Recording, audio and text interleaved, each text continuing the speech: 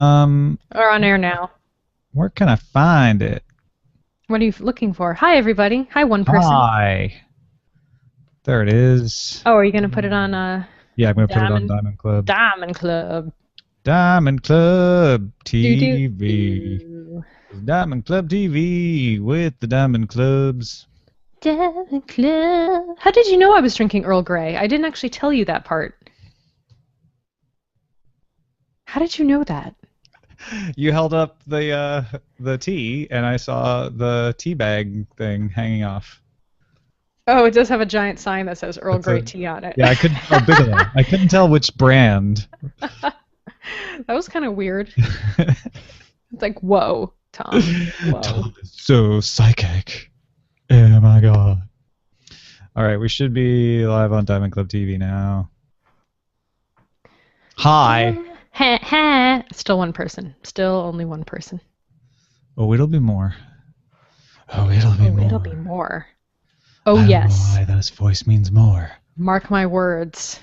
You mark my words. I didn't add books that the viewers are reading. I I forgot did. to do that. Oh, you did? added one. I just picked one representative one. I didn't. Oh, cool. I feel like one is enough. We can do more if we want. Like But one's enough. as long as Okay. we have one, we're good. Cool. All right. Ooh, two viewers. Hi, two viewers. Hi. Hey, guys. Okay. I was just recording some voiceover for a little side project. Oh, really? Drinking tea of the Earl Grey. Oh, we lost. Oh, now they're back. There was he kind left. of The viewer was Earl gone. Grey? Now he's back. What kind Earl of Grey's what not kind good. of side project? Just a little like tourism board project for a city, and Visit Schenectady. yeah, and but the thing is, drinking Earl Grey tea before trying to do voiceover is a terrible idea because it makes your mouth all like. In Schenectady, they have many fine attractions. Yeah. All right. Ote. Okay, ladies and gentlemen, I know you're all not here because you're saving yourselves for Night Attack, but Oh yeah, that starts in like what, like 3 hours? yep, Night attack. Do do do. it attacks in the night. It's the Night Attack. I should write a song about that. You should. Write a night attack song. You should do 2,000 songs in 1,000 days and tell that guy, man, I'm better than you. Except I have no musical ability or talent, so that might be tough. See, that makes it even like more impressive. All right, You let's see. So overcame your disability. we've got the ad in. Oh, we've got an ad for our own book. That's fun.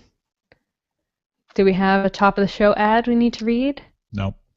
No, we got nothing, huh? Unless we just want to make one up for the book. This episode of Sword and Laser is brought to you by Sword and Laser Anthology. If you want more swords or lasers in your life, pick up the Sword and Laser Anthology at swordandlaser.com/store. That was a good ad. Thank you. Yeah. Okay. I don't know if I was using an entirely serious voice. All right, that was. Oh, I wasn't recording though, so YouTube will have it. YouTube will have it. YouTube has everything. YouTube has everything. I have my right. wife. Let her My go. wife, my kids, my wife, my kids. Hey, Where's Dwight. my daughter? Give me back my daughter, my She's my wife. sister. She's my daughter. She's my sister.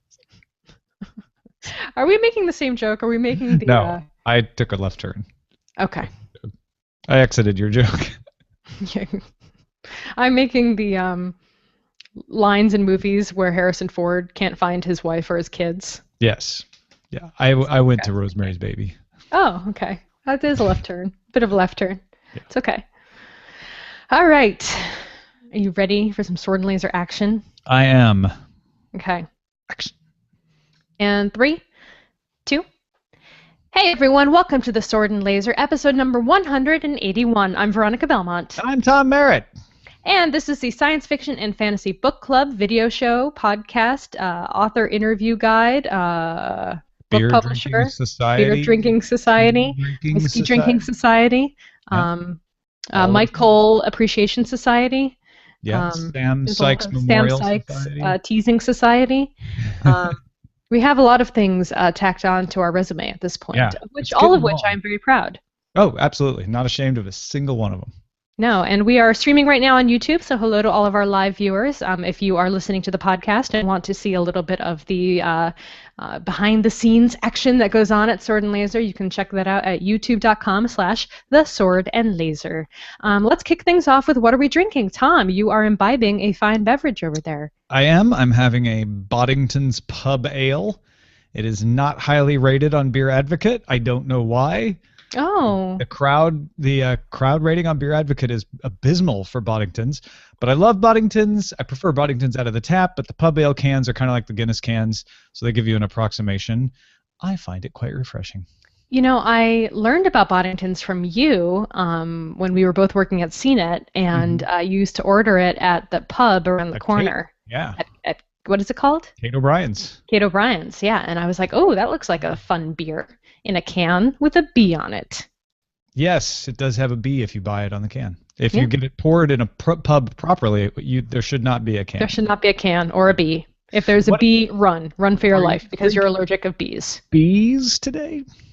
What? No, I'm not drinking bees. I'm drinking Earl Grey, mildly warm at this point. Tea, Earl Grey, Luke. Luke, I am your father. Tea. Tea, Earl Grey, Luke, I am your father. All right. I'm mixing my metaphors, sorry. I suppose we should just burn some quicks. So there are some new Expanse novels announced. This is according to Ben over on Goodreads. Of course, now we are taking more of your guys' suggestions for topics to cover on the Quick Burns. Ben says, another trilogy of novels by James S.A. Corey set in the Expanse universe has been bought by Orbit. This will extend the series to a planned 9 novels, all being released only a year apart, plus short stories and novellas. He says, I just recently got into this world, so I'm very pleased to see it will be continuing for some years yet. Tom, I know that you should be pretty excited about this. You are a big Expanse fan. I am. I love Holden and the Rocinante and crew, and books 5 and 6 are scheduled to be released in 2015 and 2016, and it's nice to know that that will not be the end of the run, that we'll keep getting their adventures. It's very rare in my life, Veronica, that I get in on the ground floor of such a trend, right? That's true. A series that can go 9 books, I'm usually late to the party. Song of Ice and Fire, Wheel of Time, freaking Lord of the Rings. Obviously, I wasn't even born yet, so it's nice to have been in like on the ground floor with Leviathan Wakes. Well, we kind of, I mean, we read Leviathan Wakes for the book club, right? Yeah, we did. But, you know, we were there for the beginning of the Kingkiller Chronicles, which so far is just a trilogy, but I could definitely see that universe continuing to expand. Were we there for the very beginning of Kingkiller Chronicles? I was. Oh, okay. I was. Okay, that's what I'm saying. I'm no Veronica Belmont. Then, like the Marie Brennan books, the Lady Trent books, that's just getting kicked off. I think that's going to be a pretty. We were only a few months late to that part. Right. But we got there before Ancillary Justice. I mean, that's going to be a trilogy. Ancillary Justice for sure. Yeah, good one. Yeah. So we're getting better at this, but I almost like coming in later to a book series because then you have the ability to just power through the whole thing and not have to be in that Song of Ice and Fire like clenched, bated breath, like when is the next book coming out? It's nice. Yeah, there are advantages to both. I love the anticipation, and I'll talk a little bit about Cibola Burns of like, ooh, it came out today. I'm downloading it and I'm going to start reading it. I'm so excited. It's a little like, you know, Christmas feeling. But then there's the payoff, which is the George R. R. Martin Song of Ice and Fire feeling you have in between the books. It is nice to kind of binge and know, oh yeah, all 9 books in the series are great because they've been out for years and we've all read them. That's always nice too. Rob has actually a counterpoint to this discussion. He says, I have mixed feelings. I like the series a lot, and I'm sure I'll read the newly announced trilogy, but sometimes longer stories / more books aren't a good thing. I'll be fine if it's a new self-contained trilogy set in the same universe after the end of the current story, but if this means things will now take 9 books to be resolved instead of 6, that's annoying to me. Hard to say no to more money, and content publishers and producers hate to take risks on new things when they have something that is popular, though. If they were stretching it out, in other words, if they only had 6 books and they were stretching it to 9, I could totally see that. I could totally agree. Or if they didn't have enough story. If they were like, oh, we really finished the story in book 4, but we'll just keep going. Like, and Yeah. that's I've seen that happen. It totally sucks. I know that they planned to have a lot of story, and so they have said, Daniel Abraham and Ty Frank have both said, we're happy to be able to get the runway to tell the story we want to tell. That makes me feel like, okay, they really have enough to fill this up. I know what Rob means, which is like, if you want to get to the end of the story, now you're gonna have to wait longer. But I'll take that. I'll take that over having it cut off and being like, oh, I wish there were more. Well, moving on to exciting real-world things in the space realm, Bookshelf posted about the IXS Enterprise, or the IXS-110, which is a proposed starship that is being worked on by NASA. This is actually really interesting and very timely, because I was just in LA last week and I was filming a TV show where we talked about Harold White, the guy, the physicist, a NASA physicist who's collaborating on this would-be ship, about the Alcubierre drive. I'm never sure if I'm actually saying Miguel Alcubierre's name correctly. I should probably go watch some TV interviews about him. But he created a warp drive, or he didn't create a warp drive, but he proposed how a warp drive could be possible. Yeah, proposed, yeah. And Harold White is a NASA physicist who is designing ships kind of based around this idea and this drive process. This ship actually looks different from another design that I saw him create. But yeah, I started reading one of his papers about it. It's super interesting. So they're trying to develop a ship that could use faster than light travel to, basically take us to, through interstellar travel, so we wouldn't have to go into cryostasis. The lead there, Belmont. It's warp drive. He's trying to make a freaking warp drive. You said faster than light travel, which is not inaccurate. Did I not say warp drive at all in that whole statement? I don't know if you said it, I missed it, because freaking the Alcubierre warp drive is a warp drive. That's what it is. So it's. See, I always think of it as the Zephram Cochrane drive, because of Star Trek, it was Zephram Cochrane who created it. But in the real life, this would be the real one. I'm not done babbling about this yet. Okay, go ahead. Continue. Actually, maybe I was done. Yeah, so it's essentially warp drive. So the ability to bend space-time in order to travel faster than light and essentially be in this warp bubble wherein the inhabitants of the ship would be protected from the effects of moving faster than light, going past the, every action has an equal and opposite reaction, the third law of motion. So, if you're traveling faster than light, all the inhabitants of the spaceship are being impacted by those forces, and you turn into a pancake. So a warp drive, a warp bubble, would protect you from those effects. So that's kind of what they're playing with now. Essentially warps space around you, so you're not actually traveling faster than light, but you can arrive somewhere faster than light could. Yes, that is literally what it is doing. It is warping space-time, so that you are traveling inside of a bubble, and the clock on the wall will still maintain Earth time. And so it'll just be like you're just kind of like driving on a space highway, but going, you get the idea. Trucker. It's different from a jump drive, though. It's a different theory from a jump drive. But the whole point of this is that new art by Mark Rademacher in collaboration with Harold White that Veronica was just talking about has been created and put up. So we started this all by saying, oh, this is reality, and it is reality that the theory that Veronica described is true. It is reality that Harold White is a physicist who is employed by NASA, who is working on a long-term project to develop this sort of thing. The pictures that they made are not what this thing's going to end up looking like. It's more of concept drawing to get you excited about and these pictures are not even the same picture that I saw, because Alcubierre drive is circular. So it actually it's a circular drive that encompasses the outside of the ship, not spherical. It's just a circular formation. So it's a little bit different. More like something out of Star Trek. Yeah, and of course then you need power to power this kind of thing, and they initially said, I think Miguel Alcubierre said, you would need a power source that was as large as the planet Jupiter. But now Harold White is saying that you could possibly get around it with a power source, exotic matter, about the size of a car. Yeah, just need some exotic matter. You just need the That's exotic all. matter, which is a totally different, we haven't even gotten to that point yet. Right. Is it dark matter? What is exotic matter? What is this thing going to be made Does of? dark matter even exist, and where can we find Yeah. it, and how do we collect it, and how do we put it in a car so that we can then power our ship off of it? Well, you don't actually put it in a car. I just need to know the You said car size size. of a car. All right. Anyway. Back to reality. I mean, fiction. IO9 has a really cool article about a chart that breaks down every Game of Thrones season scene by book, chapter, and episode. So it's the perfect companion to the television show if you want to know where the thing that you saw happened in the book.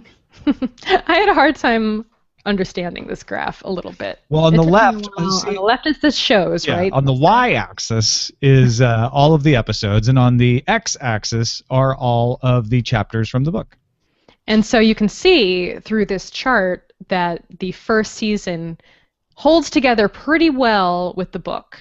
So the first season of Game of Thrones fits pretty well with the plot of the book, A Game of Thrones. And then we start getting into A Clash of Kings in the season 2, and all of a sudden things start kind of breaking up a little bit. The storylines start diverging. You start to see characters happening where they shouldn't be happening. And then by the time season 3 rolls around, it is picking parts from all sorts of books and just dropping them in the Did you storyline. notice there's even one little block from this past season that is apparently in the Winds of Winter? The Winds of... Well, so now, what I don't that know if was... they know that it's in the Winds of Winter, or if they're just saying, oh, well, that season wasn't in any of the books that we've read, so it must be in the next one. I actually, so that's in the comments. So I went to the comments to try to see if anyone had discussed that. And I don't want to get into spoilers, but the first comments on the IO9 discussion cover that. So they explain what part of that book is brought into season 4. Hmm. You just have to go back and look at it. I'm trying to find it. It's the very first comment on the very IO9 first page. comment? From Yeah, Grand Moff talking. Yeah. So that's is the just a character question. That's the yes, and then the answer comes after that. Did you click read all discussions? I'm not going to explain to you how to use Kinja. How do you use the internet? Kinja as a comment system can be kind of difficult to understand. That's Gawker's comment system. I've only got one comment though, and it doesn't have an answer. So Yeah, there's answers. I'll show you later. Let's just move Kinja. on. You and your Kinjas. We have the winners from the 2014 Campbell and Sturgeon Awards. And for the John W. Campbell Award, it went to Strange Bodies by Marcel Thoreau. And the Sturgeon Award went to Enjoy Knowing the Abyss by Sarah Pinsker. Congratulations. I kind of want to read Strange Bodies now because I was looking it up. I didn't know what it was about. I'd heard of it before. But it is apparently someone shows up who is supposed to be dead, and he's got letters from Samuel Johnson that have never existed. Like Samuel Johnson, the biographer. And he did a biography of Samuel Johnson, and people are like, wait a minute, you're dead. He's like, well, no, apparently I'm not. And it all goes on from there. It's compared to like a Philip K. Dick. Confusing. That's the thing that sucked me in, of course, when they compare Gotcha. it to Philip K. Dick. All right, well, that's it for Quick Burns. Tom, you want to tell us about our little special anthology we've got going? Well, I know that a lot of folks out there are probably always looking for something else to read, and maybe some of you wish you could read like 20 books in the space of time that it takes to read one book. Or maybe you can't decide between science fiction and fantasy. We have solved all of your problems. You have no more problems in life because we have put together the Sword and Laser anthology. There are 20 stories, 10 sci-fi, 10 fantasy. They are written by members of the Sword and Laser audience that we found right here, and the stories are Patrick Rothfuss approved. So head on down to your favorite online bookseller and search for Sword and Laser Anthology, or go to swordandlaser.com/store. Yep, we are now officially on Amazon Kindle and on Barnes & Noble Nook. So if you're looking for a DRM'd version of the ebook, you can get them at one of those two places. You can get the undrm'd at lulu.com or swordandlaser.com/store. Or print versions at Amazon and Barnes & Noble as well. Yeah, and of course, we weren't able. It's not like we get notifications when the book is available in one of those new stores because we did all the distribution through Lulu. So you guys have been awesome about telling us when things are popping up in different ebook stores. So thank you for that, and we hope you enjoy it. So Tom, what are you reading this month beyond our regular pick? So yeah, I'm very excited to get to our July book. I have finished Promise of Blood, our June book, and in the meantime, as I mentioned, reading Cibola Burn by James S. A. Corey. There was a point because Holden, the main character from Leviathan Wakes, and the crew of the Rocinante don't show up until like I don't know, I think it's like fourth chapter. But as soon as they show up, they're in the kitchen making spaghetti, and it just has that Firefly feel of Mal and the crew in the kitchen. Do you remember the scene from? Do you remember that one scene from that one episode where they're all in the kitchen? No, there's a particular scene where they're all sitting around telling stories and they're eating, and I felt like I was home. I was like, I'm back with Holden and the crew, so I'm really enjoying that. Also reading on audiobook Traveling in Space by Stephen Paul Leva, who is narrated by our friend Jeff Kanata.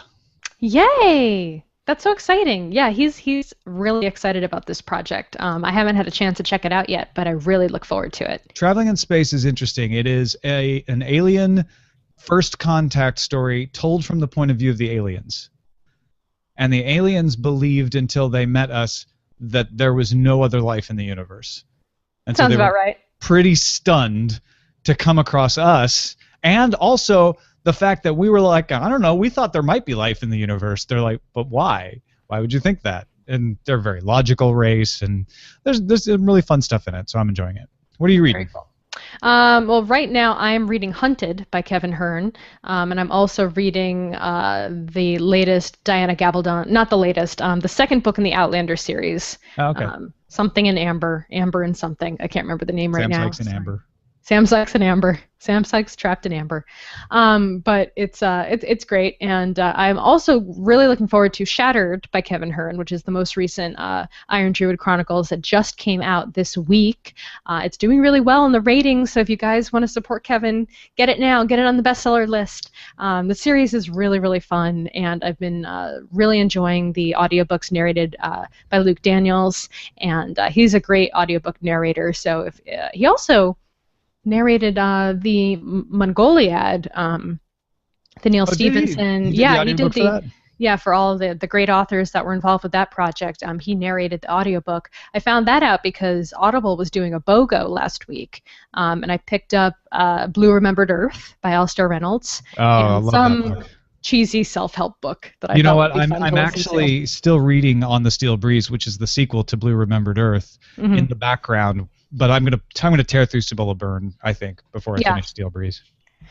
But yeah, I slowed down a little bit after my reading sprint from last month, so I'm looking forward to getting started with our book pick for July. I was just looking up because I just realized Kevin Hearn is writing a Star Wars book, right? James S. A. Corey is writing. Wait, Kevin Hearn is writing a Star Wars book? I didn't know that. Yeah, you did because we. Did we talk about that? Yeah, we talked to him about it when we had him on the video show.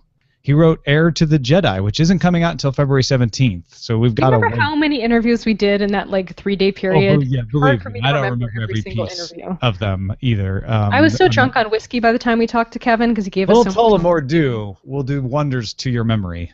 Yeah. But yeah, no, the Star Wars people, the Star Wars publishing arm is putting together some amazing stuff here. It's awesome. That is very cool. What do we have from the audience picks? I picked a representative person, and Sandy in the thread, what are we reading in June? What else are you reading? Just said, I finished listening to Hollow World this morning. I really liked it. Kind of a modern H.G. Wells, Jonathan Swift vibe. I'm now starting on The Steel Breeze.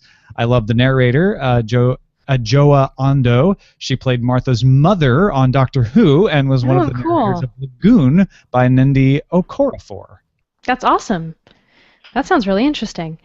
Well, moving on to the rest of the calendar, too. On July 1st, we have The Rhesus Chart, a Laundry Files novel by Charles Stross, Hurricane Fever by Tobias S. Buckell.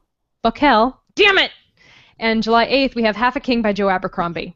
You even put sent on me. you put on your narrator voice there for a second, and then you went, Tobias S. Buckell. Damn it! That was hilarious. I think it was Terp Kristen actually sent me a video of Tobias saying his name because we made such a big deal about it last time.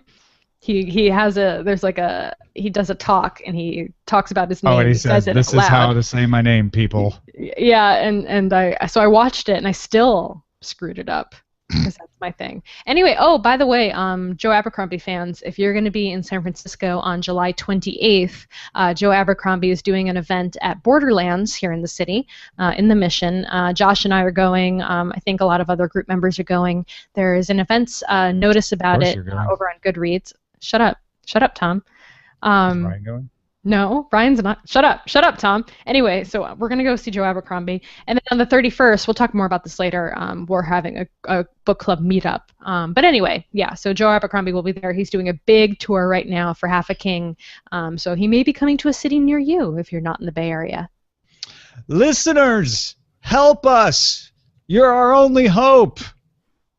Actually, if you want Sword and Laser to get good advertisers, you could help us. You can complete a survey that will enter you in an ongoing monthly raffle to win a $100 Amazon gift card.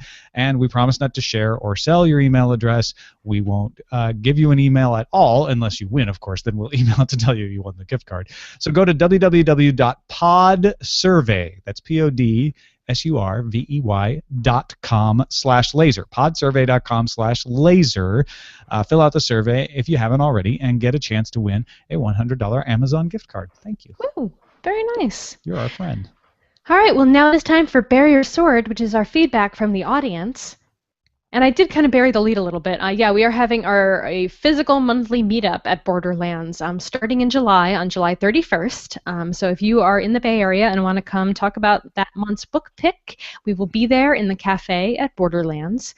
Thanks to Josh Lawrence, our forum mod, for setting this whole thing up. We are really excited. I said I was going, but I may have a job in LA on the 31st. So What? I might not be going. Oh, well, I was going to try to come up, but if you're not going to... Well, yeah, it's not definite yet. I find out if I got. Well, that's if I kind of have crappy. this week. Well, I know I want to be able to go, but I also have to make money. I know. All right. Right now. That's fair. I'm not in a totally position to turn down work, Tom Merritt. I don't have a Patreon that I can just get articles written about. Right, because I'm just sleeping in a bed of money. Sleeping, doing your Scrooge Which McDuck, is- swimming in your pile of internet money. Which is the only job I have. I don't get flown to LA. I live here. I don't do live anything there, else so I here. have to fly there to do work. All right, There's so no we'll try to work figure here. that out. Hopefully one or both of us will be there. If not, Josh Lawrence will be there. And there'll be plenty of others because we're going to do this every month, right? Yes, so this is going to be a monthly thing. Borderlands is on board. We're going to have the book picks available for purchase at Borderlands.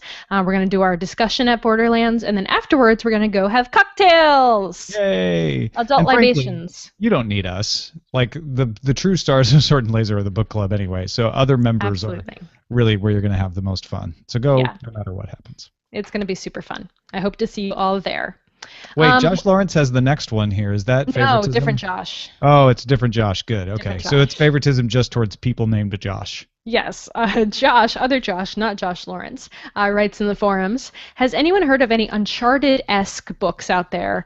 Something historical, explorer, or treasure hunt related, ancient cult fantastical books? Does that make sense? Anything like the Uncharted games or National Treasure, preferably with less Nick Cage. I would actually love a video game with Nick Cage as the main character. I mean, sorry, a Would book. you? Would you? That'd be pretty amazing. That's called the National Treasure novelization then. It's actually a game of the Wicker Man, and you just fight off bees Wild from your at Heart, face. the book. Yeah. There you go. Yeah. So there are some suggestions in the forums. Michelle leads off with James Rollins, perhaps, for Amazonia and his Sigma Force novels like Sandstorm. Then there's Alex Archer, whose Rogue Angel series Destiny is sort of a female Indiana Jones. And also Steve Barry also writes these, but she has not read any of his Templar Legacy. I So, guess yeah. I'm trying to decide if Philip Pullman counts with the Golden Compass. Yeah, but that's a little YA. Yeah. But I guess. Oh, don't start that. You know, there's I a know. like I am pro bite about YA. I am totally pro yeah. YA. If you love YA, read YA. I read YA. Everyone should read YA at least at some point in their life. If you're a grown up, if you're a kid, whatever, who cares? Read what you like to read. I'm just happy you're reading. Yeah, I agree. So we just want to make that clear to everyone. But yes, Yes. it's good. This is like all of these threads, lots of great ideas if you want this kind of feedback. Or if, like Josh, you have a question like, you know what, I've been looking for YA steampunk novels involving bats. Seriously, put Someone that. knows a book. Yes, someone in the book club will know, like, oh, well, what you want to read, and they'll give you like a huge long list. I learned today that there's a book called Amish Vampires in Space. There you go. Right? There's a book literally for anyone. There is. Takes all kinds. There's Takes so many all books being Amish written. vampire kinds. It does. Amish Where are they in vampires, space? really? Well, I was thinking, vampires and space don't really make sense, but then we read That book the about the vampires Peter in space? the vampire in space. Peter Cross. No, Peter Wells. No, Cushing? Peter. I know Come because on, we read this as a book pick. no, I know. I always forget. I always blank on the Peter name of that book Watts. too. Peter Watts. Peter Watts. Blind, Thank you. Blind Sight. Blind something. Blindsight. Blind Sight. Is that the name of the book? Yeah, it's a great book because the vampires aren't really vampires. They're just aliens that lived on Earth. Oh, well, they're alien to us. Hey, spoilers. And well, Wait, no, we that's can't talk not really about spoilers. We read it for the book club. You should have Yeah. read this anyway. Honestly, that's not the spoiler of the book. You learn that early on. The spoiler of the book is what happens later when they go out into space. But there is one vampire on the ship, and I thought the coolest thing about that book was that there wasn't a cross thing with the vampires. It was a perceptual problem Yeah, where that they was so couldn't see right cool. angles, or right angles make them freak out because there are no right angles in nature, and so That that's was why so things cool. like crosses worked. I love that. Oh, by the way, Terp Kristen points out it was not her that corrected me about Tobias Buckell's name. Maybe Tamahome? Maybe. I don't know. You guys are so smart. You always someone's going to get me Can't correction. tell all you smart people apart. Yeah. All right, and then Where Alexander. did you see her say that? Oh, in the I have Q&A turned on, Oh, so she posted in the Q&A section. there it is. Hi, Turp Kristen. Yeah. Nice. All right. Well, moving on, Alexander has a thread about how do you find new books to read, and not only did he start a thread, but he built a chart. That He's got a was chart, amazing. the book discovery funnel. I love this funnel. It is so named.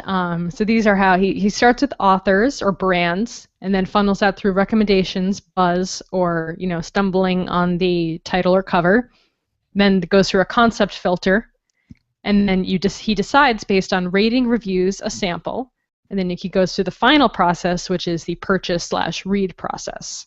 I totally get this. He's like, I stumble across it somehow, right? Mhm. And then do I like the concept? Okay, let's see if people are rating it. Let's read a couple reviews. Let me take a sample of it, and then he decides to read it. I was actually pretty surprised by how long it took me in this thread to get to someone who said Sword and Laser was one of their ways they found books in the Sword and Laser forums. It was Took a while. The Well, Ben did say it. one, Ben Ben. did say it in the second comment, but I didn't see that because I was scanning very quickly. What's your process for deciding what to read? It's basically Sword and Laser, like things that are on the calendar. I am assigned to it by Sworded Laser or Vaginal Fantasy. My that's- books are assigned to me by the That's how audience. Veronica decides what to read. Actually, that's kind of what it is for me too.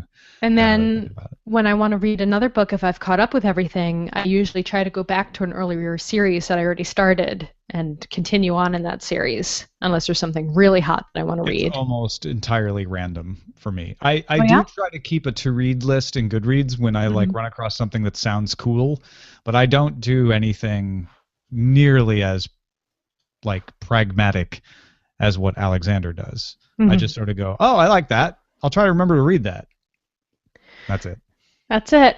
Well, as if we needed more things to read, Killian has a thread about if we should read comics or graphic novels as group reads. This is an important question that has come up before in the history of Sword and Laser. He says, one of the great things about SNL is that lots of the book picks encourage you to try something different. It pushes the boundaries of what you normally read and quite often is a pleasant surprise. I have never read a comic graphic novel, but this summer I plan to get into the medium. I have always thought it's a great way to put more original ideas to print, ideas that may not be done justice in novel form. So he goes on to talk about it a little bit, and so here's what he proposes. Twice or three times a year, depending on how popular it is, we could read the opening issue of one superhero and one non-superhero comic. That way both camps will be satisfied. I just think that seeing as SNL is involved in so many different areas of sci-fi and fantasy, that we would be remiss to not include comics in that, as they are a large part of SSF literature. Let me know what you think. Yeah, I mean, I love that idea. It's just, Here's how I answered it last time, which was several years ago now. Mm-hmm.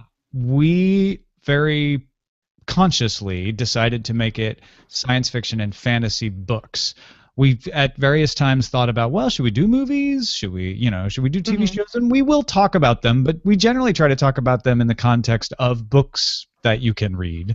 And there's so many good podcasts out there about graphic novels. I'm not sure that we can do it justice when we're so good at, well, I like to think we're at least halfway decent at this kind. We're having a hard enough time doing this genre. Let's put it that way. When you bring in graphic novels, it starts to be divisive. As you can see, a few people already said, I wouldn't really be into that. They're a different form. They're not a different genre, but they're a different way of consuming a book, much more different than an audiobook is from print. So that's why we haven't done it before. Mm-hmm. Given the enthusiasm of people in this thread, though, I feel like might be worth experimenting with as an alternate pick sometime. And even then, I would say, let me know. I haven't thrown this past Veronica, so let me see what she thinks. I would say we do graphic novels that are somehow related to science fiction and fantasy books. So for instance, Stephen King's The Gunslinger has a graphic novel series, right? There is a George R. R. Martin Song of Ice and Fire graphic novel series. Mm-hmm. I would say we start there and kind of try to keep it in our world and just kind of baby steps, see how people like it. I could be open to that. But I would never want to do it right away as a solo pick, because I just feel like that's like saying, well, you could also watch the movie, you could also watch the TV show. Yeah, I think an alt pick would be a good compromise there. Yeah, but I get that it's closer to books than a TV show or a movie is. Mm-hmm. Mm-hmm. Do you think are they more expensive? I mean, I know people can buy things on like Comixology or the Image Comics app, or even on Comixology, when you compare like a Kindle price to a graphic novel price, when you talk about trades anyway, it can still be more expensive. But that is a better way to go. Of course, you have to have something that you can read it on, like a tablet. It's kind of a pain to try to read those on your phone, unless you have a really big ass phone. So. Okay, well, that's definitely something to think about. Thank you for the suggestion, Killian. Yeah, it's a good suggestion, though.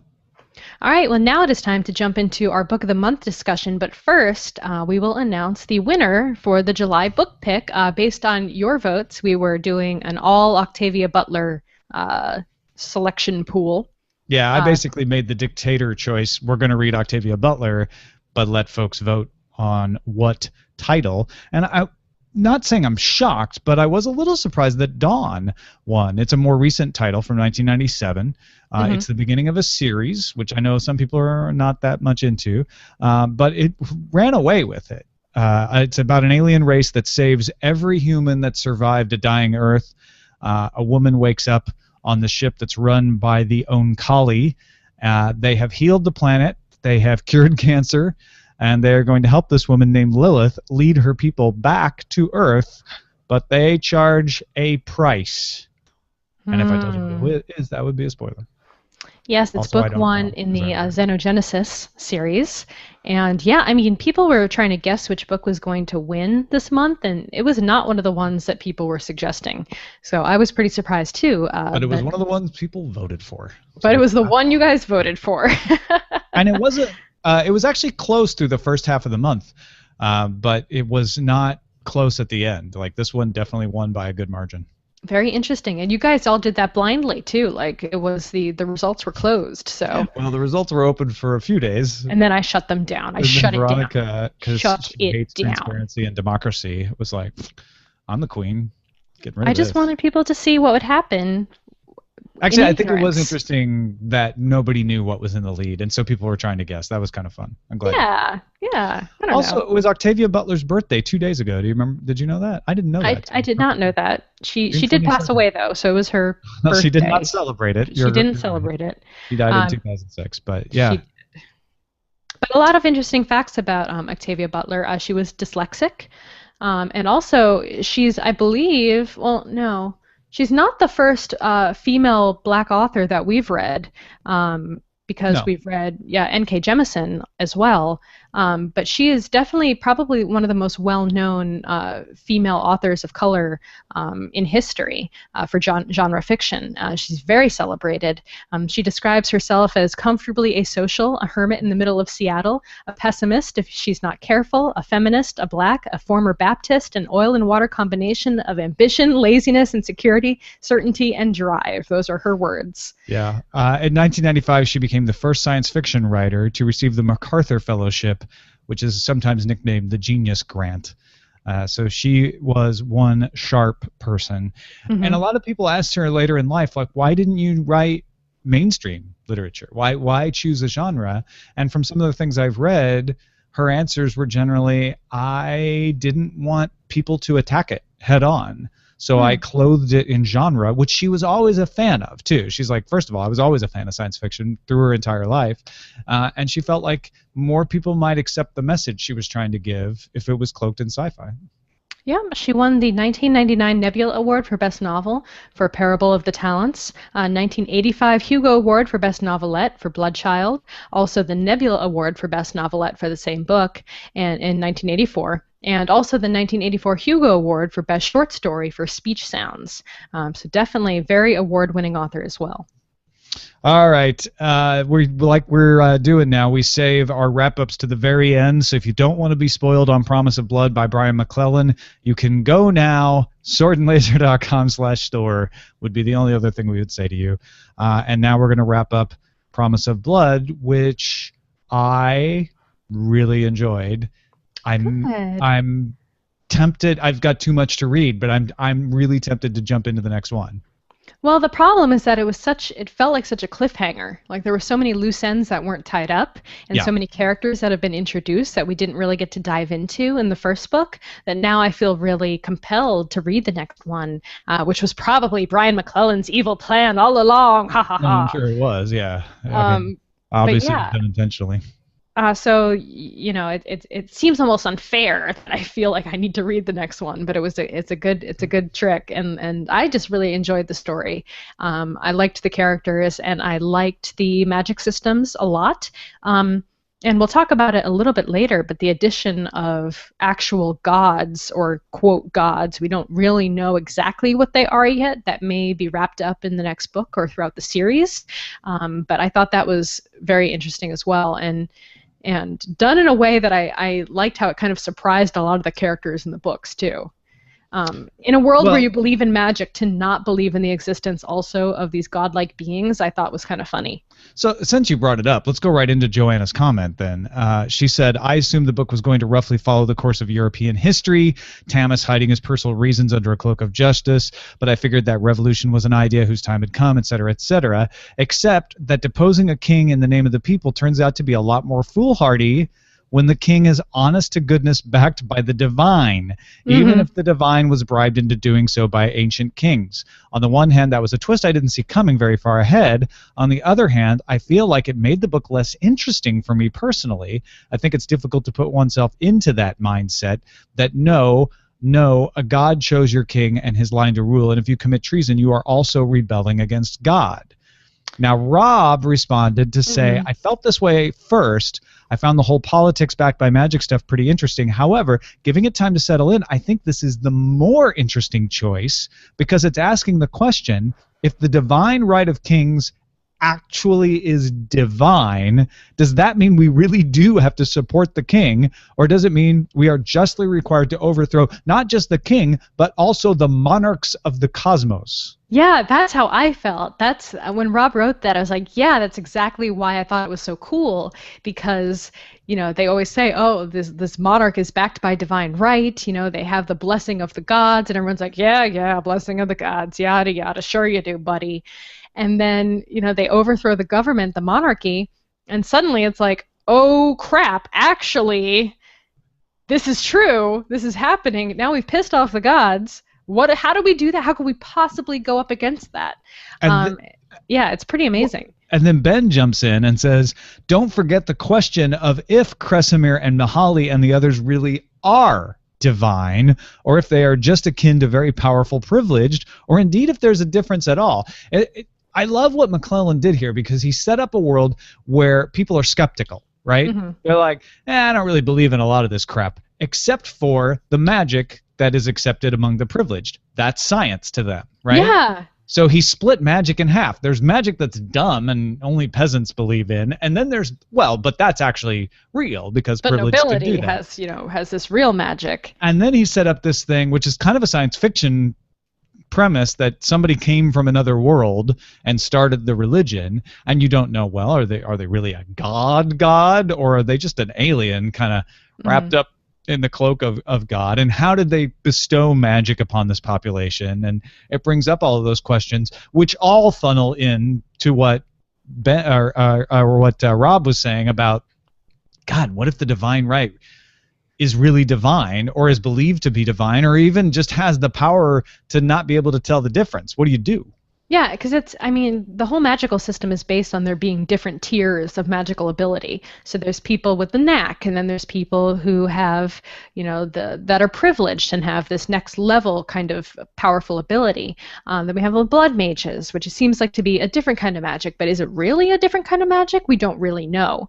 And then we have gods, who essentially could just be super powerful privileged, or maybe the whole race is descendant of these people, and we don't actually know where this ability came from. So, all of this could be answered in later books. I have not read ahead. I've not read any spoilers. I don't know what the case is, but it seems to me it's going to be something like that, where this is built into this existing magical system, and it's all related. It's all intertwined somehow. And the other part of this that I really enjoyed, Sean pointed out, you've got several novels in one here. You've got Tamas, the political thriller. Mm-hmm. Right, it's very much political intrigue, and how does he balance the power, and what does he do? You have Adamat, which is a straight-on mystery novel. It's a detective novel. He is the detective in the noir novel. Then you have Taniel, which is a war story, and then Sean says he thinks that Nyla's story is underused, which is kind of a fantasy version of the French Revolution. I would call that your Regency part of the novel. It's not exactly a romance, but it's definitely like, the Les Miserables type of story that's going on with Nyla. I don't think it was underused, but I think that story is more of a long bet, and which is why we didn't check in on it as often, because I think Nyla's story is going to span the entire series. Right. And part of what the point Sean was making too, in that post, was that Thomas's story kind of changes, because we have this initial thing where he's overthrowing the monarchy, he's trying to reset the government, he is ruthless in this, and will basically kill anyone in the way. He was willing to kill hundreds of innocent people, including children, to achieve this goal. And then we find out that that's not actually true. So Nyla has this whole justification for her feelings for wanting to kill Thomas, for wanting to, destroy this government overthrow from the inside. But yet that motivation kind of gets taken away when she realizes that he didn't actually kill Jacob, who was her charge when she was living in the noble's house. He didn't actually kill anyone under the age of 17, which many people were pointing out was a somewhat ambiguous age to choose, because if this really were an alt history of that period, those would definitely be adults at this point. You would be thinking more along the lines of 12, 13 max, in terms of being people who were children still in the eyes of this kind of world. And then, so that motivation gets taken away, and then is Thomas less of an interesting character for that? Because he wasn't actually as ruthless? Is he kind of just a good guy who puts on this facade of being a bad guy to people outwardly? So yeah, I don't know. I at the time I was kind of like, okay. So I thought he was more interesting as kind of a bad person that had a gentle streak to him, as opposed to being a good guy that looked like a badass. See, and that's interesting because when they revealed that he saved the children, I felt that was consistent with what we have learned, which was he was a bad guy with a gentle streak. He was a tough son of a gun who really was a jerk to his son, but there was a part of him that still loved his son. Oh, And of to course. me, and to me that was entirely in character. The idea that he had killed all the children never set right with me. I'm like, I just don't believe, I don't buy Tamas would do that. He is doing this because he thinks it is the right thing to do.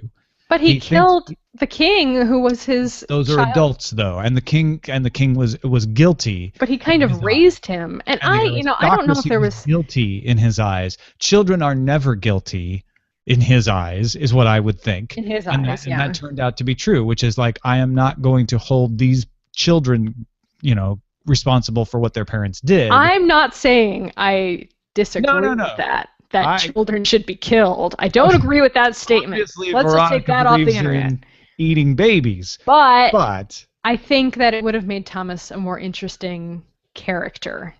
Because he still tries to make Daniel go and kill Bo. He's not messing around with that. But That is a Bo's direct an adult. order. I think if it turned But it's out his, like his son's best friend. a lot of people are like, all of a sudden he saved the kids. I'm like, you actually don't know what happened to the kids. You didn't think about the kids until that scene came. So don't give me this like it was plugged in at the end. The kids showed up and everyone had the question of like, oh, so he killed the kids too, right? Mhm. And I when I thought he had killed the kids, as soon as that was raised, I was like, ooh, but I'm not sure. I'm not sure that fits. This is a guy who feels like he has more morality on his side. He can justify every killing that he has made, and he's torn about killing Bo, right? But he knows that it's the thing that has to be done. I But, think clearly it was not the thing that had to be done. well, he may be changing his mind now, right? Yeah. But I can't see Tamas being consistent about having the moral high ground and killing the children. So when it turned out he didn't, I was like, haha, see, I knew that's what he was like. But I don't want him to necessarily feel like he has to have the moral high ground. But that would be a different character then. Right, and maybe I wanted that character a little bit more. This is. You didn't even have enough good guys in the book. To me, this is a very like classic 19th century British character. I'm ruthless. There are certain things that I'm racist about, and there are certain things that I will just roll over and let be done because that is practicality. But I have rules, damn it. I live by a code, and one of Tamas's code was you don't kill children. Are you talking about Doctor Who now? No, I'm actually thinking more like Just joking. Evelyn Waugh era stuff. I'm just joking. Horatio Hornblower. Horatio Doctor Who would be Hornblower. like, no guns. He's like, powder mage? How could he be a powder mage? He doesn't like guns. Yeah. Yeah, so people were a little ruffled about the ending too, about whether or not did that thread not make it in? I had a post about the ending, and I guess it disappeared from the lineup. But anyway, yeah, it was right here where my cursor was highlight. But anyway, so the ending is also kind of a little ambiguous with the, did Daniel kill Kresimir? Like what happened there? I'm sure a lot of those questions will be answered in the next book. So I don't know. What did you think about it? I liked the ending in the sense of obviously McClellan has created a story arc that this is the first part of. Mm-hmm. And so he's setting you up for there are more things to come. There are bigger things to come. I don't think he killed Kresimir. Mm-hmm. I don't think it's that easy. So I would expect more to come of that scenario in the next book. That's the zombie that you thought you killed. Okay? And unlike in a zombie movie where the zombie gets back up at the very end because that's the end of the movie, this is a series, so we're something else is going to come of that. It wasn't that easy. I mean, not that it was easy, but you can't just do it like that. And everything I learned from reading the Iron Druid Chronicles leads me to believe that gods are very difficult to kill. Yeah. So absolutely. Well, or maybe we're finding out right here that gods aren't gods at all. They're just privileged. Super privileged. Well, is there anything else you wanted to add? I'm good. I really enjoyed Promise of Blood.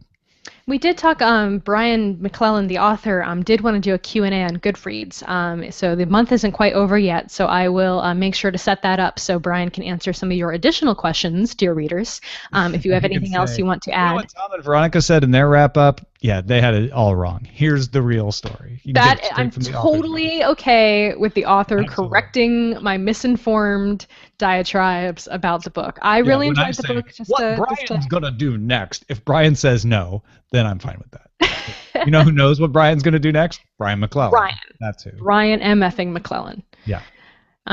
Which is what I'm going to call him from now on. It is his middle name, I think. MFing? Yeah.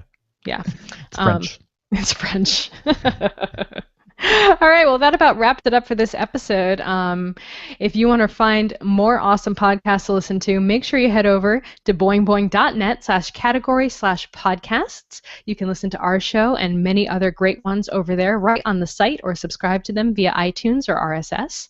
If you want to get in touch with us, the email address is feedback@swordandlaser.com. The website is swordandlaser.com. All of our discussions happen over on Goodreads, and if you want to call and leave us a voicemail, the phone number is 415-7-SWORD-6. We'll see you guys next time. Bye.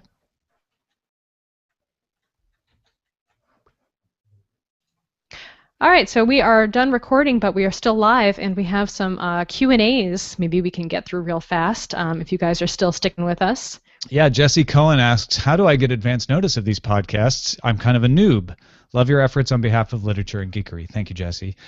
You get advance notice of these podcasts when we get our act together to know whether we're going to actually stream them. I think in general we will continue to stream them regularly. So it would be on every other Tuesday at 4 p.m. Pacific time. I will try to make the events in advance on Google Plus so that it can show up on your calendar.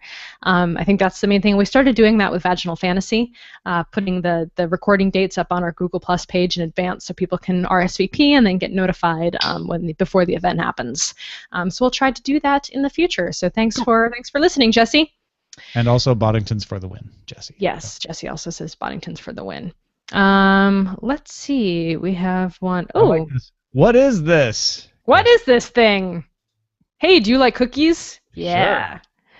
Sure. Josh says, the anthology is next in my reading list for the summer. Are there any stories you guys have heard people being especially excited about? Thanks for all you both do. See, we can't do that. We can't say. No, we can't be picky. Yeah. Yeah, because they're like children, and sure, everybody has a favorite child. Let's not mince words, but nobody admits to it, right? People are discussing. They're discussing. You see, they're discussing the stories over on Goodreads. I think there's a thread talking about their personal favorites. So while I'm not jumping into that, you guys can go hash it out over there. And I think some of the authors are also in that thread, so tread lightly. Terp Kristen had a comment about Warp Drive. She says, take it with a grain of salt. It's a good idea to keep thinking of new things, trying new things, but got to keep a dose of reality in with it. Yeah. And then she links to a Jalopnik article about the NASA Warp Drive project. And she would know, because she's very smart, about things having to do with space. As it doesn't take a rocket scientist. The Martian. But in this case, it's good to have a rocket scientist. She's a rocket scientist. She's a rocket scientist. It's so cool. Mickey Dang wants a shout out. Hey, Mickey. I was going to say on Terp Kristen's point too, well said. It's kind of what I was trying to allude to. Like, he's a physicist and he's really working there, but this stuff is not happening. It's not, I mean, I know. I kind of talked about it like it's happening because I get really excited about it and it's just like super cool. But it's more like they want it to happen, so they're doing serious groundwork to try to figure out if it ever possibly could happen, right? Yes. Yeah. Precisely. All right, well, that's pretty much all the questions we have. Gabrielle said, hey, you two are great, but I'm new to this thing. Thank you. And also, geez, that's huge, and the other one is so small. I'm not sure what she's talking about for that. That must have been in your giant head in context along the way. It was probably in context, but I just like, geez, that's huge, and the other one is so small. That's what she said. That's what she said. That is what Gabrielle said. All right, guys, we're gonna cut this short. So thanks for watching. We'll see you guys next time. Bye. Bye.